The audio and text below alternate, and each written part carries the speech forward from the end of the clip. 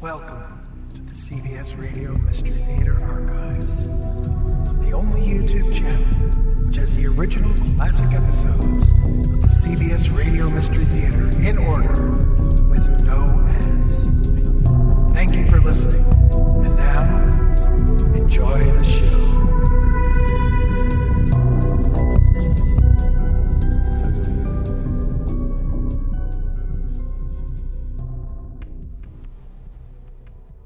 The CBS Radio Mystery Theater presents...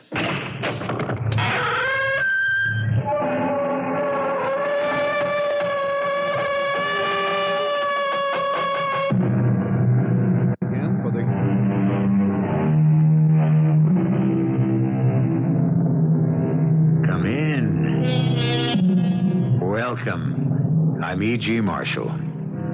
It is the fashion today, dating from Freud, to consider that insanity is not hereditary, even the predisposition to it. But the great Sigmund Freud died less than 40 years ago, and before him, the taint of madness was accepted to run in families, passed on down through the generations like some congenital disease. Whether the belief is true or not, there is a harrowing story of such a family. But, Dad, Mr. Monkton is your best friend. Has been all your life. Jim Monkton is one thing. He escaped the curse, thank the Lord.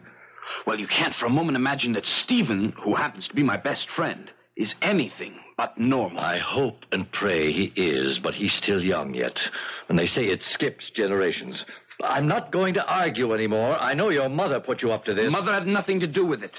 I'm thinking of my sister. Anne would be far better off with a short-term headache than a lifetime of misery and despair. Oh, but, Father... No, David. I'd rather put her in a convent than see her married to a Monkton. For as sure as I'm standing here, I know it in my bones that Stephen Monkton is marked by the curse of his family.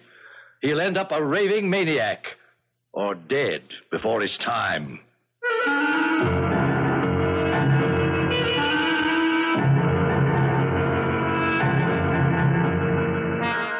Our mystery drama, Mad Monkton, was especially adapted from the Wilkie Collins classic For the Mystery Theater by Ian Martin and stars Kristoffer Tabori. It is sponsored in part by Buick Motor Division and Anheuser-Busch Incorporated, Brewers of Budweiser. I'll be back shortly with Act One.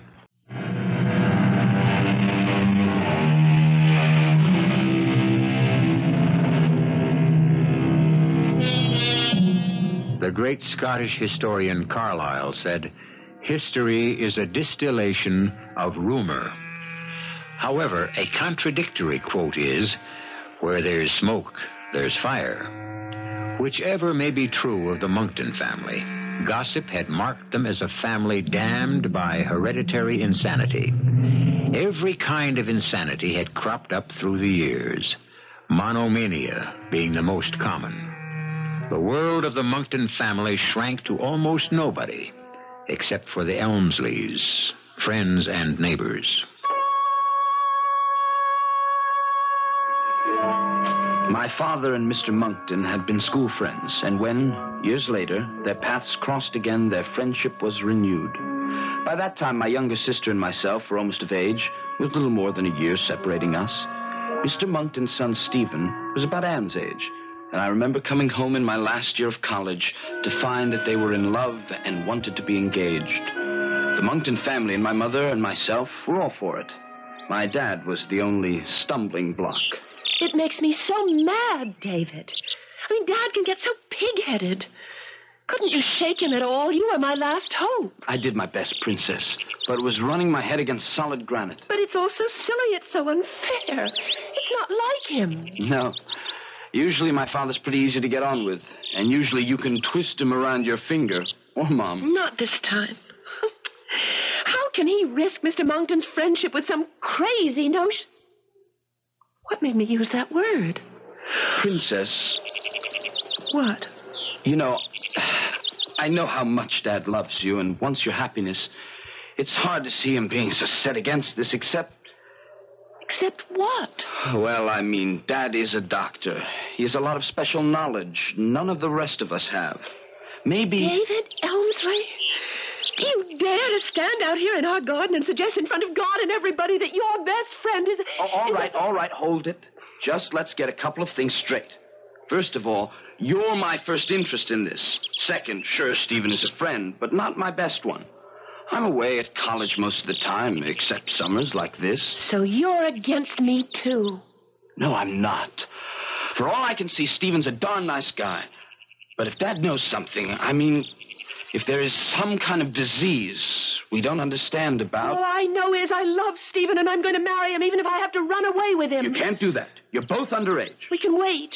It's not that long. And once we both get to be of age, we'll be married, even though it's over Dad's dead body. Poor Anne. She was going to regret those words. But before that, she was going to have more immediate regrets. For as soon as my father refused to give his consent to the engagement, and naturally was forced to reveal his reason for it, Monkton Abbey was closed to our family forever, and Stephen forbidden to go near any of us. Anne was beside herself till I worked out a little subterfuge. I returned to college and wrote my father that I was having a series of strange headaches, which brought him post-haste to diagnose them. So while he was away, my mother could arrange to let the two lovebirds meet. David was an angel and got Dad out of the way for a day or two. Now, Stephen, what are we going to do? Well, wait till you're 21, and then I'm going to carry you off like a knight in the old stories of Derek Doo. If your father will let you. I'll be 21 in less than 4 months. There's nothing he can do to stop me. Nothing either of them can do. But would he try? I don't know. He's awfully angry with your father, and he can be just as stubborn. That damn legend, you know? It bothers him, and Dr. Elmsley hit him right where it hurts the most, in his pride. But what started it all? Heaven knows. The things I've heard I won't shock you by repeating, but there's no proof for any of it. It all started so long ago. And it never would have amounted to anything, I suppose, if people weren't so jealous. Because your family's always been so rich and powerful. Something like that. Lord knows there's enough money. We're rolling in it. We can live like whatever we please, wherever we please when I come into it. Unless your father's still angry enough to cut you off. Well, who would he leave it to? There's only Uncle Alfred left. He's off in Europe somewhere and rich enough in his own right. What's he like? Ooh, a monster. My esteemed uncle is enough to give the whole family a bad name just by himself. I've only seen him twice. I honestly think he is so completely evil, my father pays him off to keep him out of the country. Let's not worry about Uncle Alfie. He's not any part of our problems. Prophetic words again. If poor Stephen could only have known, if any of us could have known the future when Anne wrote me of her meeting with Stephen. But we didn't. And if he had, this story might never have happened.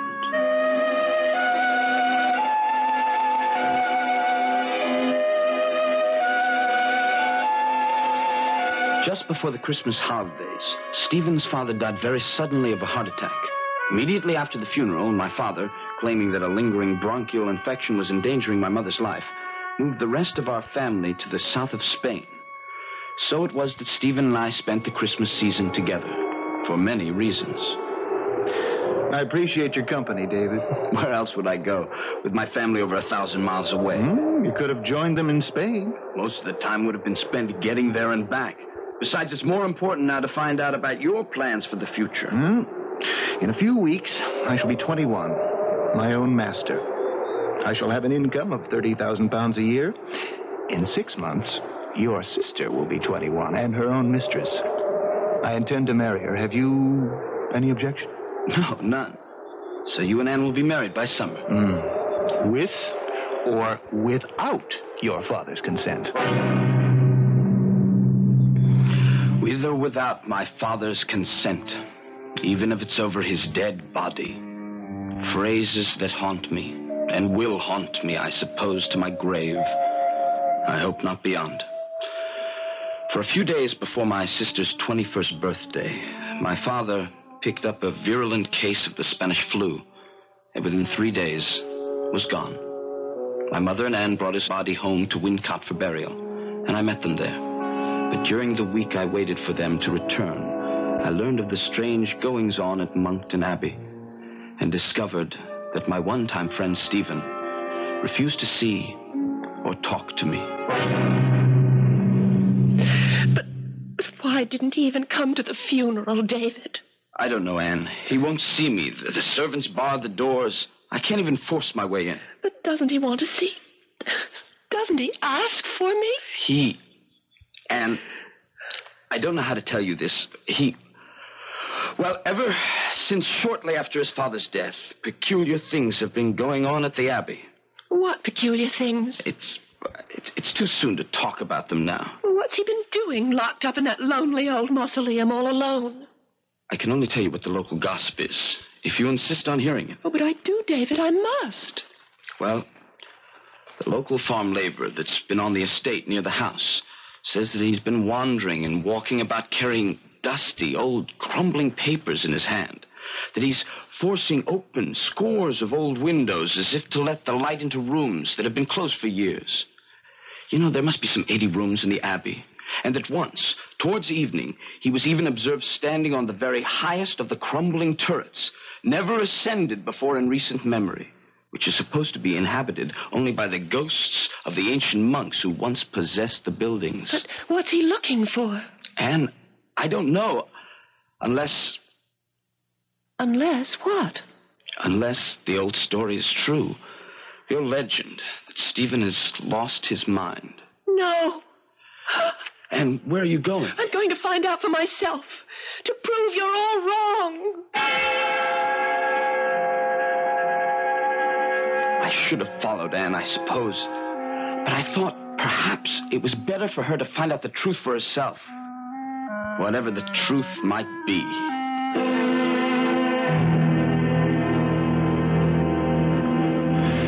She came back later that evening, her face gray and haggard, but composed. I saw her ride up the drive and went down to the stable to help her dismount. Well, did you see Stephen? Yes. We're not going to be married right away, of course. It's only decent to mourn Father a while. You sound strange. Is Stephen all right? He will be. You mean he is insane? No. He has to go abroad for a few months to settle an affair of honor. And then he'll come back and we'll be married.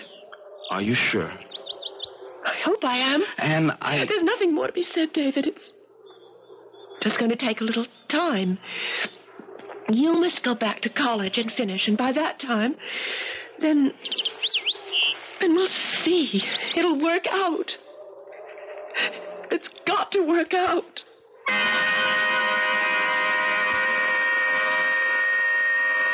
I couldn't get any more out of her. Stephen still refused to see me. I went back to college, graduated, and returned.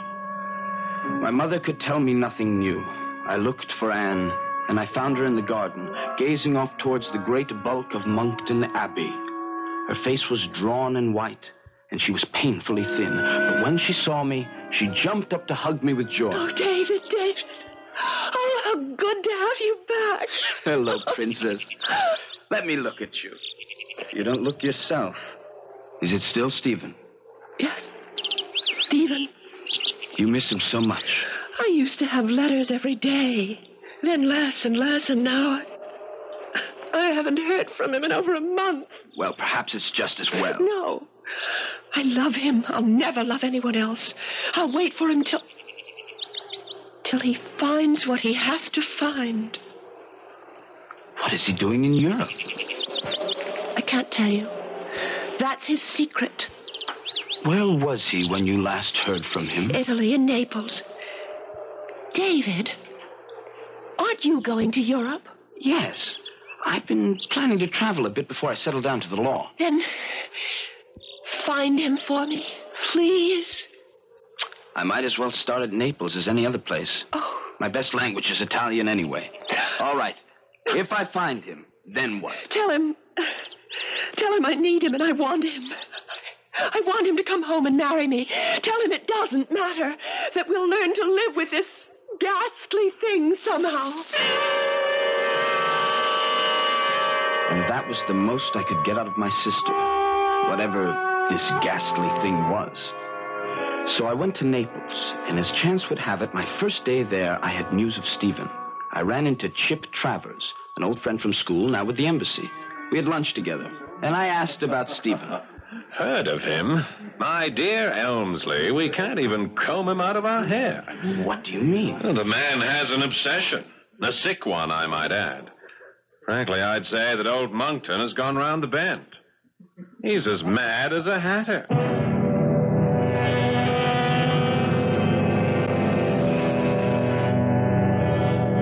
And so it seems that the black cloud of tragedy does indeed hang over the house of Monkton. That madness is an inherited trait.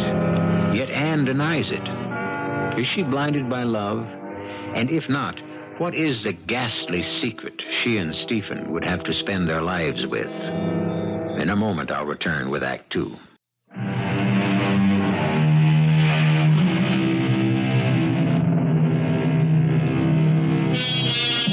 Monomania, an insanity in which the psychotic thinking is confined to one idea or group of ideas. Dictionary definition. And the whispers and rumors and accusations which have been voiced about the Monkton family for centuries, about the curse that lies on it, have tended to stress this particular form of madness. But what one idea or group of ideas? What is the dread obsession that has seized his forebears and apparently has reached into modern times to fester now in Stephen Monkton's brain? Why do you say that? And why should he be bothering the embassy? Well, you know he had an uncle, a pretty bad lot. He's been traveling around Europe for years. Yes, Alfred Monkton. That's our boy. Apparently, one of his past misdeeds caught up with him, and he got himself shot in a duel somewhere in Italy. News of it reached Stephen, and he arrived here a few weeks ago. And since then has been pestering the living daylights out of us, the police, all the authorities. To have some action taken against the man who killed his uncle? Oh, Lord, no. The police are trying to follow that up. Naturally, since under present law it constitutes murder. The opponent and the seconds disappeared into thin air.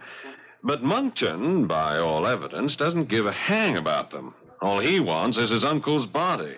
Is that so impossible? Probably. I don't understand. Look, we only heard of this duel from a French journal some weeks after it happened. Monkton's second died and left some papers constituting a partial confession. But the one vital thing not included was where the duel was fought. So nobody knows where Alfred Monkton was buried. Or if he was buried at all.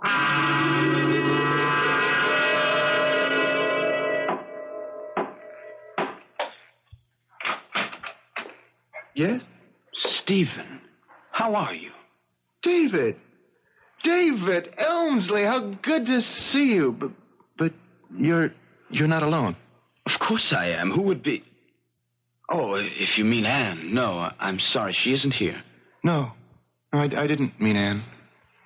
Come in. Come in. Thank you. Sit down. Sit down. There, by the reading lamp, by the fire. You must tell me all about home and Anne. As I crossed the shadowed room, lit only by the one lamp, my spine was still cold from that peculiar moment at the door. The moment when Stephen, at first so obviously glad to see me, had let his eyes wander for a moment and stay fixed at a spot over my shoulder, as though someone stood there, behind me, watching, waiting, for what?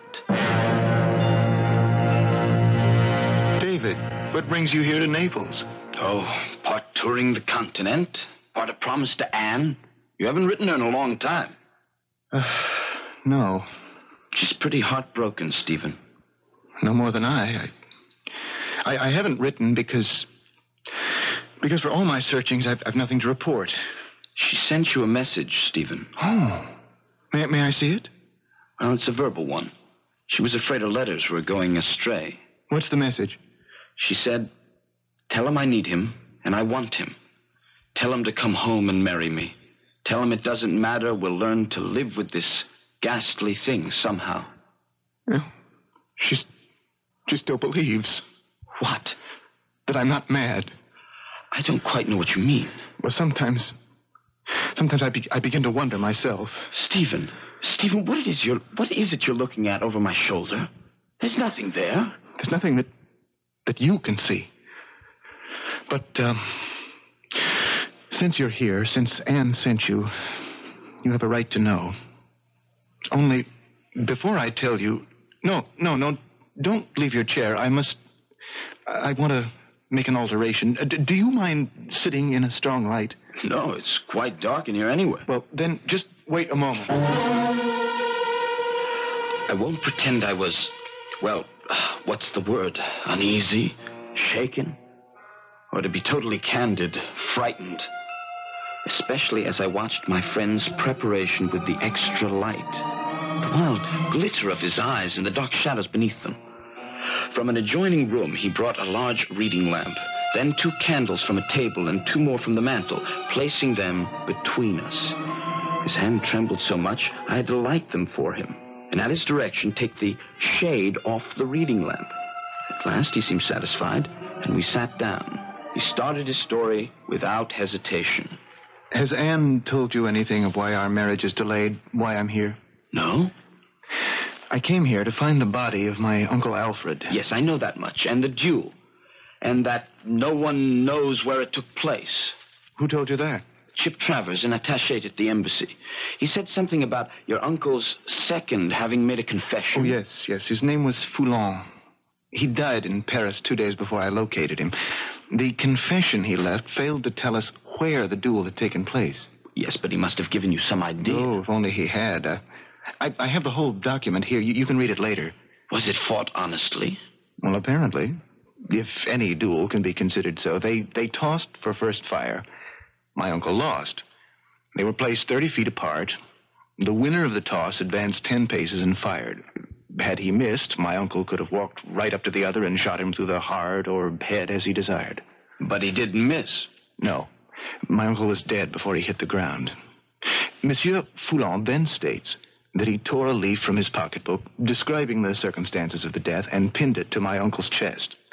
Then they started with their plan to dispose of my uncle's corpse. Well, go on, Stephen, go on. I can't. That's where it ended. David, I've hunted. Heaven knows I've thrown money around like a drunken sailor, and a rich one at that. But I don't know the country. I don't know the language. I'm insulted, laughed at almost to my face. Stephen, wait a minute. Can I ask a couple of questions? Of course. How often have you seen your uncle? Twice. Well, when I was a child. Did you like him that much? Like him? I hated him. As the family did. He disgraced our name wherever he went. He was a liar, a cheat. For all I know, a murderer. I gathered from my friend that's sort of the official attitude, too. I don't care about their attitude. What I'm trying to say is, maybe you are being given the runaround, but maybe they don't think you're in earnest. Not in earnest. Come with me. I'll convince you. He leaped to his feet, grabbing a candle, and hustled me into the next room. On one side of his bed was a packing case at least 7 feet long. The top was open so that I could see the case contained a lead coffin, magnificently emblazoned with the Monkton arms, and on a plate the name, Alfred Monkton, with his age and the manner of his death inscribed underneath. Now, I must tell you the secret so that you don't think me completely mad. What is it? You're looking over my shoulder again as if... Look at me, Stephen, please.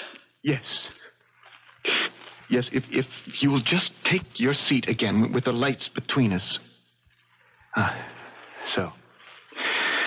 Now, you know the Monktons' reputation. Stephen, let's spare ourselves all the old wives' tales. I can't. You must be part of it now. Do you also know, or have you heard, the family prophecy? No. I can show you the original fading parchment. I will, but for the moment, it's easier to recite it.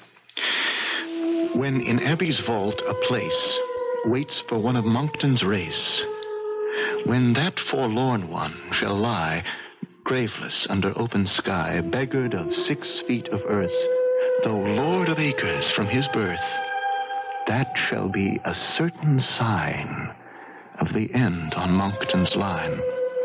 From mortal men, from light of day, the last Monkton shall pass away. Now, really, Stephen... For 1,000 years, at no matter what cost, no matter where he fell or how he died, at no matter what cost or sacrifice, in the vault, under the abbey at Wincott, lies every one of my ancestors. The succession of the dead in Monkton Valley Vault has never been broken. Till now. I can see by your face you want to ask me how I can believe in a doggerel prophecy written and uttered in an age of superstition and ignorance.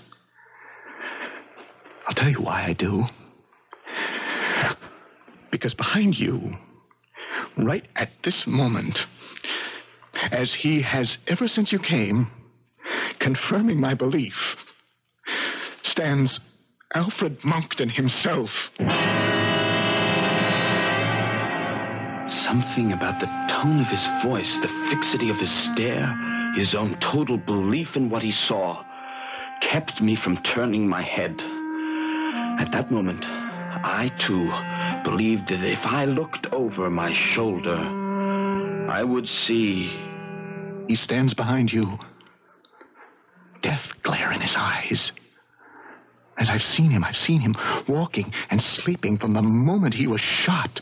What do you mean, from the moment he was shot? How could you? When your father whisked Anne away from me to Spain, I was at loose ends, waiting for Anne to come of age so that we could be married. I had to fill my days with something to do, and I was in a mood to clean out all specters, throw away the past.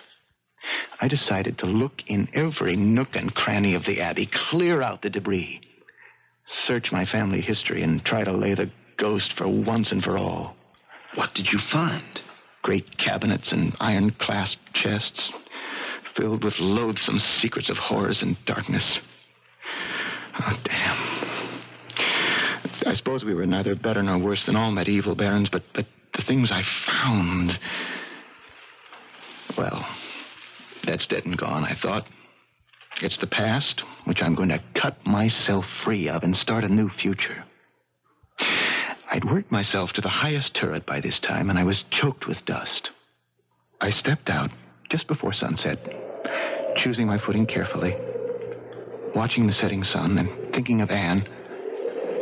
And suddenly, yes, standing in front of me, beyond the battlements in mid-air,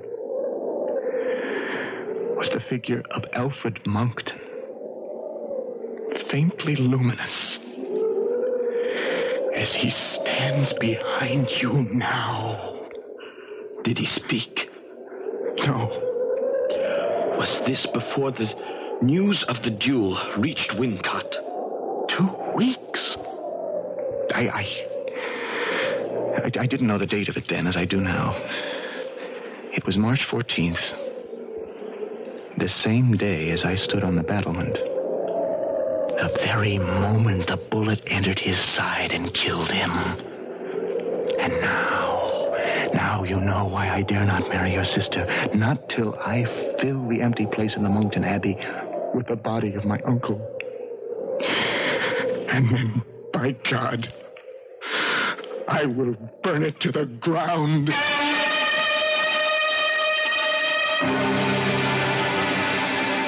So now we know what the monomania of Stephen Monkton's is.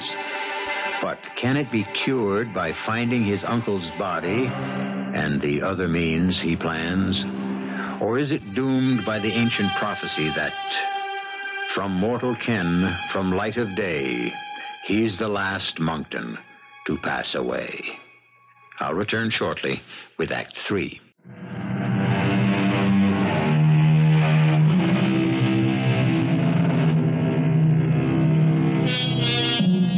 Poor David Elmsley, caught between his desire for his sister's happiness and a friend who held it in his hand, but suffered from what seemed to be a hereditary and incurable malady.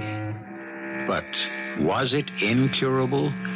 Was it only an aberration which could be disposed of by the simple means of finding an errant corpse? After I left Stephen that night, I sat and thought long and hard. I knew Stephen could no longer go this alone. Besides, while I could not believe the phantom, I was intrigued by the story of the duel and the missing corpse. I read all the papers Stephen had given me carefully before going to bed. By the next morning, I had seen Chip, the police, and all the authorities concerned, and made my decision.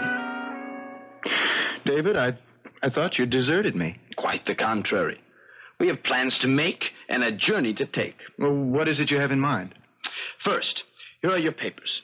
I've talked with all the authorities. As you know, there's no language barrier for me. So I now know all that they have done. Nothing. For all the money I've spent. Not true. Just misguided, I believe. Now look, the duel was arranged here in Naples 2 days before it took place.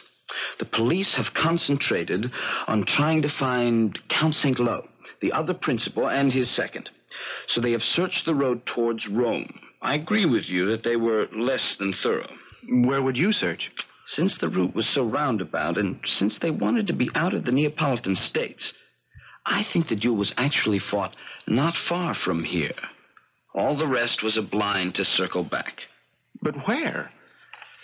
I'm not clairvoyant, but I think we ought to start looking as close by as possible. You're right. I can feel it. We're going to find him and take him home, and at last this long nightmare will be over. Poor Stephen. He built his expectations so high. For 3 days we coursed the neighborhood without success. Each day his hope diminished. And traveling through that rough country, even by mule, I was beginning to realize how few physical resources my poor friend had left. So on the 4th day, I went alone. There was a pitiless sun that day, and I gradually ascended into a deeper woods over the stony ground. By the time my watch suggested my return, I suddenly came out of the thick greenery and saw before me an ancient monastery, halfway crumbling into ruins. On my way to it, I was oppressed by an overbearing odor, a smell that suggested only one thing to me. I turned my mule off the path to a building from which the odor came. It was closed, save for a jagged hole where the roof had broken in. By standing up in my stirrups, I could glimpse almost to the floor. The sight of horror grasped my gut. Stretched on a rude table supported by trestles was the decomposing body of what had once been a man. The sheet that had once covered it rotted away. Suppressing my desire to scream, I cleared my head with a pinch of snuff. Then I rode the mule down the hill to the monastery, and by its ancient gate, pulled on the bell cord. What is it you please to want? I'm a traveler who... We live in a miserable place. We have nothing to show travelers here. I don't come to see anything, except what I have already seen. Will you please come out, or must I force my way in? Are you alone? Yes, quite alone. No women with you? No, none. Then enter, by the grace of God. I have just seen a gruesome and horrible sight. In that outbuilding back there is the decomposing body of an unburied man. An ugly sight. Do you know about it? Everything. Everything. Some months ago, we are at our poor meal in the refectory, and we hear of a sudden bang, a gun. We thought it to be a hunter. Where did the sound come from? From the meadow beyond the trees. And that's all you heard? Patience. The old goes slow. Let me see. Oh, yes. There was a ring at this gate. Oh, the devil of a ring. And the Father Superior said, "Go, brother. see who it is. I opened the door, and lying on the threshold was a man, dead, with black eyes open, staring to the sky's blood-soaked shirt. The same man who lies out there? The same. But why did you not give him a decent burial? I think I can answer that, sir. I am the Father Superior of this monastery. You may leave us, brother. I have been hoping and praying that the Lord would send you... Me? Yes. Are you not some relative of the deceased? Are you not seeking him? I myself am not a relative, but his nephew is nearby in Fondi. Yes, I was seeking him, but you still haven't answered my question. This piece of paper pinned to the man's chest when we found him. Do you read French? I'm afraid with difficulty. Then I shall translate it for you. This paper is attached to the body of an Englishman, Mr. Alfred Monkton. He has been shot and killed fairly in a duel. Since we must fly to escape the law, the body is placed at the door of this monastery to receive burial at the hands of its inmates. It is signed only the initial F. Of course, his second. But, Father, why haven't you buried him? The man is not of our faith. He died unshriven. This is consecrated ground, and we are not, by the laws of our order, permitted to leave its confines. We did what we could. I had sent a missive to Rome by those who were bringing our food once a month, asking permission from my superiors to take what action they deemed right and sanctified. But as yet I have had no answer. Has this nephew papers to prove his relationship? Everything. To prove it beyond a doubt. Then I pray to you, my son. Bring him to take his uncle and bury him so that he may be commended to God. The next 10 days were a fever of activity. I arranged to have embalmers with what chemical assistance was needed. Stephen wrote immediately to Anne, warning to expect him home, and that all was well. They would be married as soon as he returned and placed the casket with his uncle in the vault. Only one small hitch seemed to halt our arrangements. There was no space on any merchant vessel leaving Naples. That was quickly solved by our chartering a stout little brig, and within a fortnight, Stephen, myself, and Uncle Alfred, casketed and boxed securely in his crate, were on our way home. But the end was not yet in sight. I can almost smell England. How much longer do you suppose? The captain says that's up to the wind. 2 days, 4 at most. Can't believe it's almost over. It is. Tell me, does the Phantom still appear to you? Oh, yes. Didn't I tell you he followed me everywhere? I shan't lose him till the empty place is filled in the Abbot vault. I'm tired, David, good friend. I think I'll go below for a while. Till later. Take a good rest. Your troubles are over. I'm afraid not quite, Mr. Elmsley. Why, Captain, you startled me. I didn't see you. I were waiting behind the bulkhead. I wanted to talk to you alone. Mr. Elmsley, we have a serious problem. And yes, what is that? You see, there's a Maltese boy aboard, a bad sort. He's told the whole crew that the packing case in Mr. Monkton's cabin contains a dead body. Now, we're in for some rough weather. There's a squall almost on top of us. It'll give us a breather. But after it's over, you have 1 or 2 choices. Either tell the crew the boy is lying and I'll hand him up to the rope, or throw that packing case overboard if it does contain a body. And suppose I refuse both conditions? Then we'll have a mutiny on our hands, and either the box will go over, or I'll have to put in for the near... Well, there's no time to discuss that now. Get on below. You'll only be in the way here. I scarcely made it below deck when the squall hit us. The brig strained and groaned, and we could feel her whirl about. Then came a deafening crash, and a flood of water poured into the cabin. We were sent hurtling to one side, and could feel her suddenly settle that way. Mr. Monkton! Mr. Elmsley! She's broached to!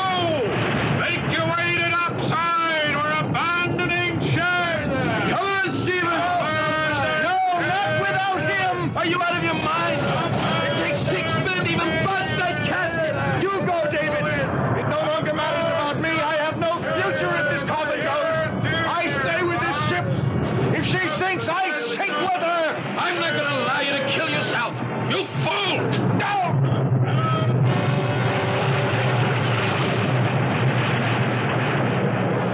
The rest was madness. After I knocked Stephen out, I got him on deck somehow. He came to, and he was like a maniac.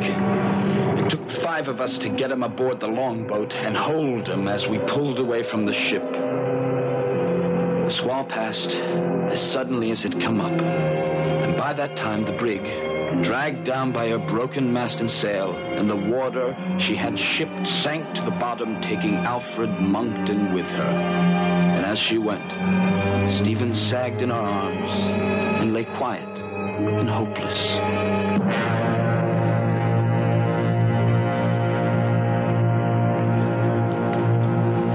I'm sorry I'm too late, Anne. I didn't get your message in time. Doesn't matter, David.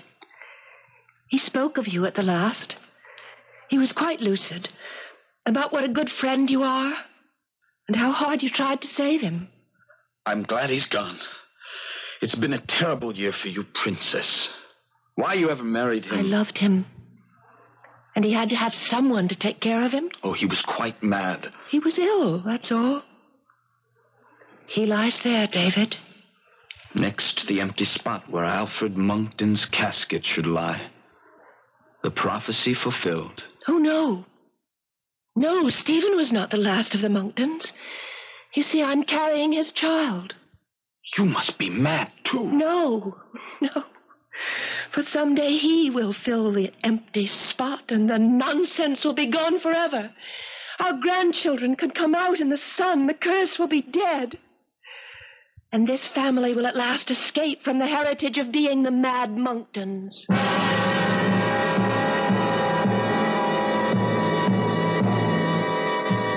So goes the story.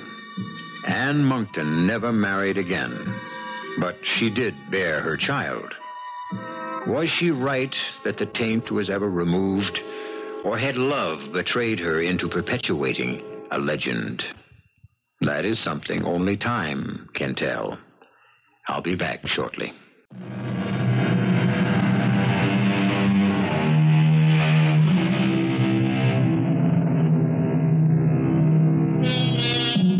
Just one addendum to our tale.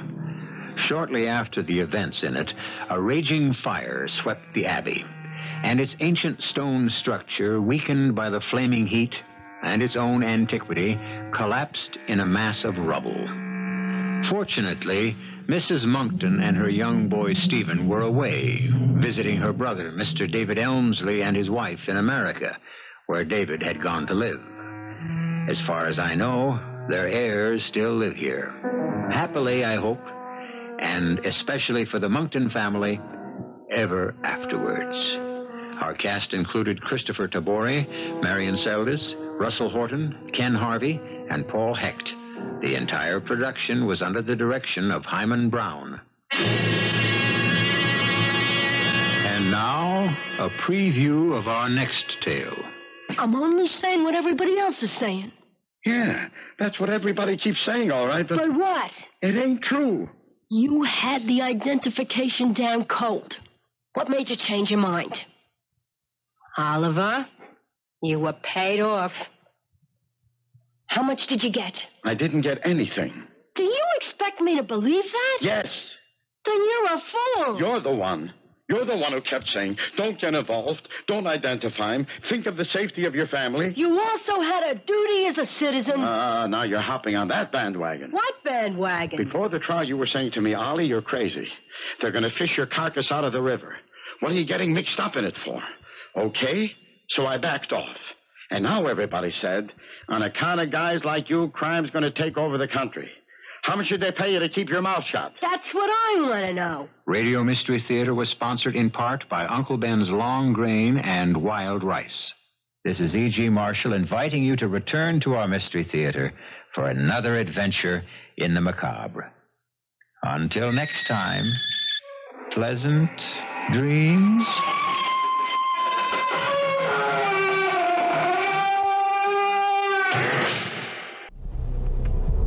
Enjoyed this episode of CBS Radio Mystery Theater. If you've enjoyed this and want to hear more, please subscribe to this channel. can also visit my other YouTube channel by searching Mr.